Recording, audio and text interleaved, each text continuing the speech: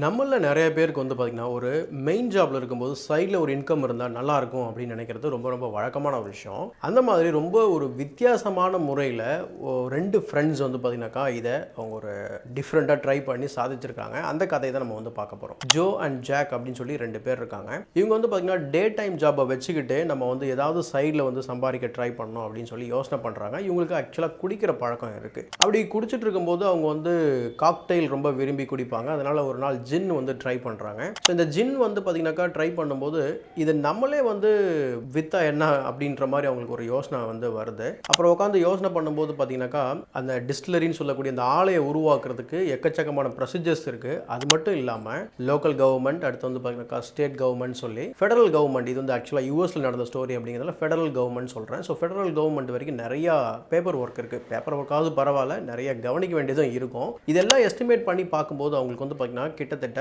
$1 மில்லியன்லேருந்து $3 million வந்து தேவைப்படுது. சரி என்ன பண்ணுறது அப்படின்னு சொல்லி ஒரு யோசனை பண்ணுறாங்க. அதாவது ஜின்னை உருவாக்கணும்னு நினைக்கிறாங்க. உங்களுக்கு ஜின்னு குடிக்கும்போது அது பிடிச்சிருக்கு. இதை உருவாக்கணும்னு நினைக்கும்போது இவ்வளோ பெரிய தடை வந்து வருது. இது ஜென்ரலாக நம்ம ஒரு பிஸ்னஸ் பற்றி யோசனை பண்ணும்போதோ இல்லை ஒரு சைடு ஹஸ்ஸலை பற்றி யோசனை பண்ணும்போது இது வரக்கூடிய ஒரு விஷயம் தான். பட் இந்த தடையை அவங்க எப்படி தகர்த்தெறிகிறாங்க அப்படிங்கிறது தான் மீதி இருக்கக்கூடிய half ஆஃப் தி ஸ்டோரி.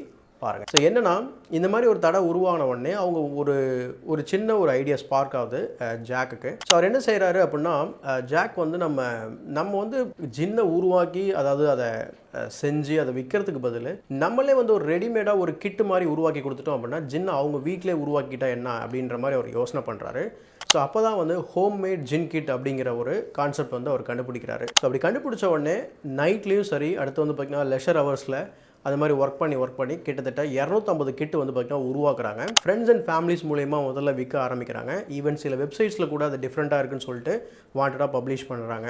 அவங்களோட சேல்ஸும் வந்து பார்த்திங்கன்னா டேக் ஆஃப் ஆகுது. டேக் ஆஃப் ஆனதுக்கப்புறம் வந்து பார்த்திங்கன்னா கிட்டத்தட்ட 4 வருஷத்தில் 75,000 கிட்டு வந்து பார்த்திங்கன்னா விற்றுருக்காங்க. நீங்கள் ரஃப்லி ஒரு கிட்டுக்கு $200லேருந்து $300 வச்சிருந்தாலே அதோட லாபம் எவ்வளோ இருக்கும் அப்படிங்கிறத உங்களால் வந்து கணிக்க முடியும். ஸோ இதிலிருந்து என்ன தெரிய வருது அப்படின்னா, இது வந்து நம்ம குடிக்கிறதுலேருந்து நம்ம வந்து ஒரு ஸ்டோரி வந்து பிறந்திருக்கு. பட் அவங்க வந்து அதிலேயே அச்சீவ் பண்ணியிருக்காங்க. ஆக்சுவலாக எக்ஸ்ட்ரீமாக குடிச்சிருக்க போது தான் இந்த ஐடியாவை வந்திருக்கு. அதுக்காக உங்களை குடிக்க சொல்லலை.